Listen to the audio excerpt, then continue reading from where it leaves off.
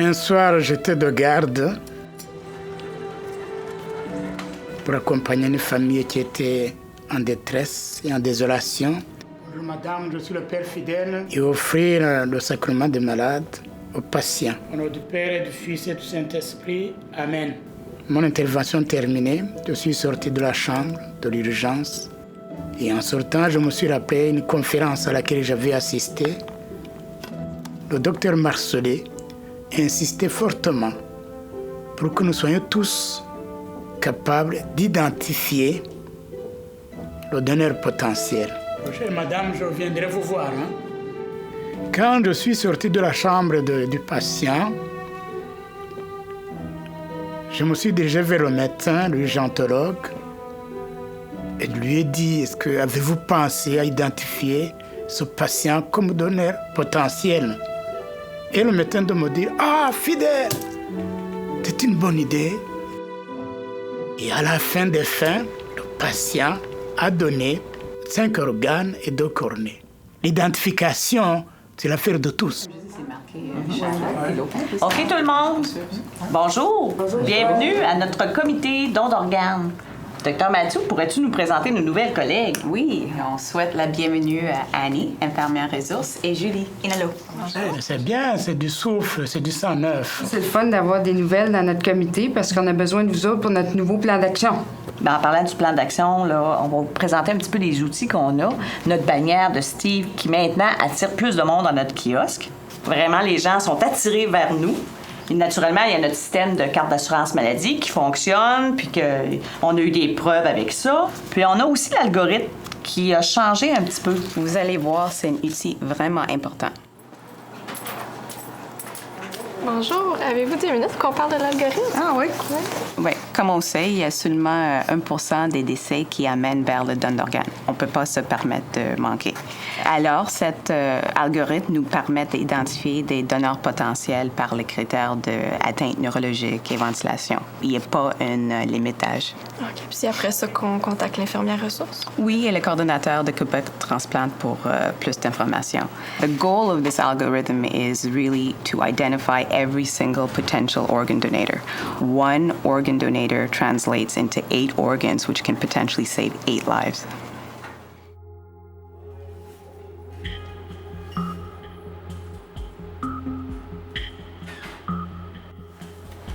La carte d'assurance maladie, c'est un outil de consentement tellement important, surtout lorsqu'il y a un doute. Dans ma famille, un de mes oncles a eu une hémorragie cérébrale. Avec l'accord de ma famille, on a fait le don d'organes.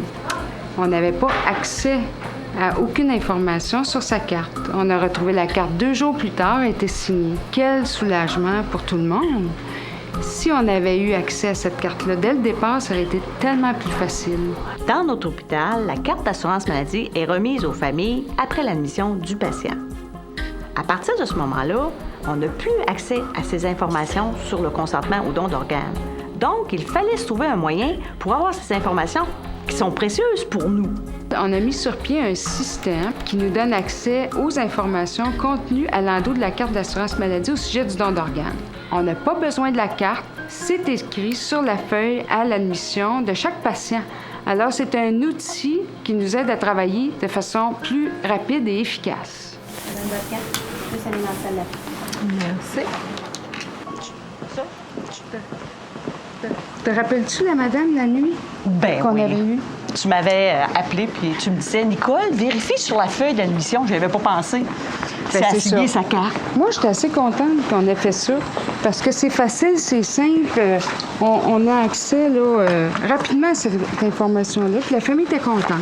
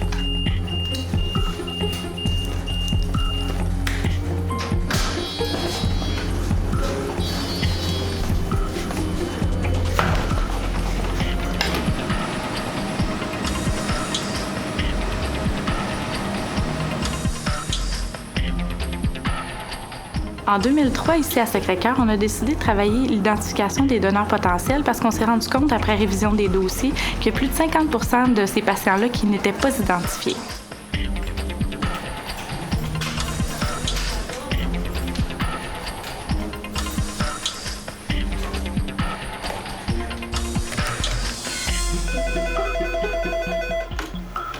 Véronique Patron, infirmière ressources. Véronique? C'est Annie Onalo. J'ai un patient préféré. Un homme, 42 ans, hémorragie cérébrale sur rupture d'anévrisme. J'arrive de scan. Le neurochirurgien dit que le pronostic est sombre. Un pronostic sombre. Henri A1. Merci. Merci. Bye-bye.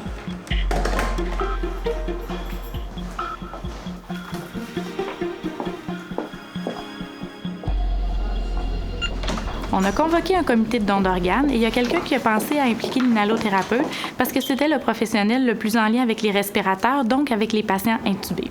On a ajouté une case sur leur feuille de route qui leur permet maintenant de référer à l'infirmière ressource tous les patients intubés et qui ont une lésion neurologique grave.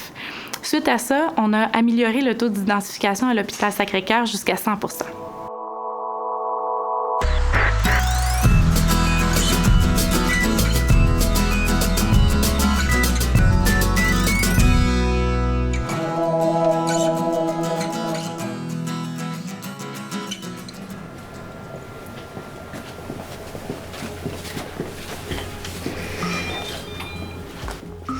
Prochain patient, Émilie? Alors, c'est M. Bouchard, c'est un monsieur de 55 ans qui a été retrouvé inconscient à la maison hier. Il a fallu l'intuber. Au scan, il y a une grosse hémorragie intracrânienne. On a parlé avec les neurochirurgiens. Eux autres pensent qu'il n'y a rien à faire. Ça augure mal. L'important, là, vraiment, c'est d'y aller par étapes. Ce matin, on est en train de confirmer le pronostic qui a l'air d'être irréversible pour monsieur. Cet après-midi, on va essayer de confirmer la mort cérébrale. Avez-vous parlé avec les neurologues? Oui, on les a demandé ce matin, puis ils vont venir nous aider pour ça. Puis d'ailleurs, on devrait faire un test d'apnée là, dans les heures à venir. Okay. Une fois qu'on aura tout ça, puis qu'on aura confirmé le décès neurologique, à ce moment-là, on va faire l'approche à la famille pour parler du don d'organes et du don de tissu. Oui, mais dans ce cas-ci, je pense que ce serait le temps de communiquer avec notre infirmière ressource.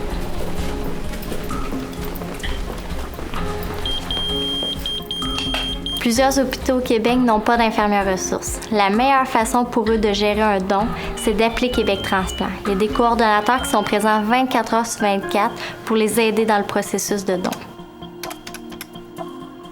Je vais vérifier dans le registre des notaires pour voir s'il n'y a pas d'élection. Alors, je te rappelle. Merci beaucoup.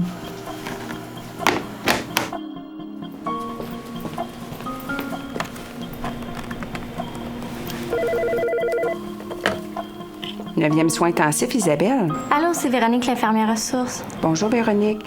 Écoute, j'ai un patient ici intubé avec une atteinte neurologique sévère. Est-ce que tu peux passer le voir? OK, j'arrive.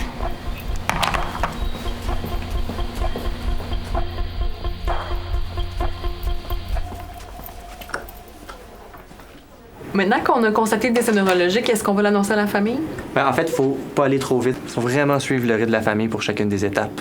On va établir le rôle de chacun qui dit quoi avant d'aller annoncer à la famille le décès. As-tu besoin que je sois là?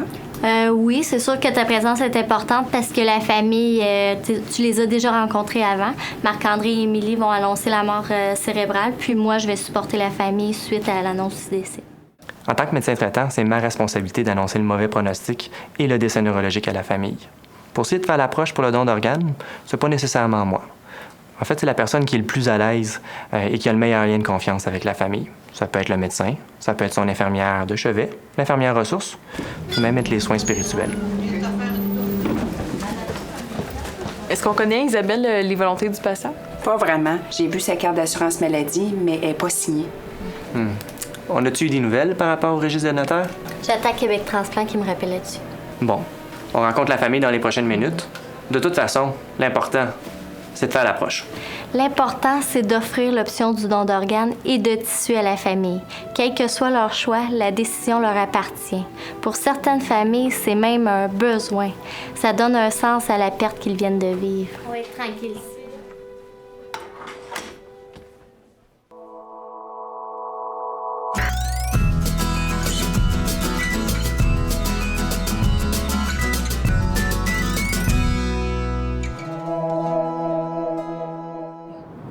So the case involves a 20-day-old baby boy from up north who donated his heart.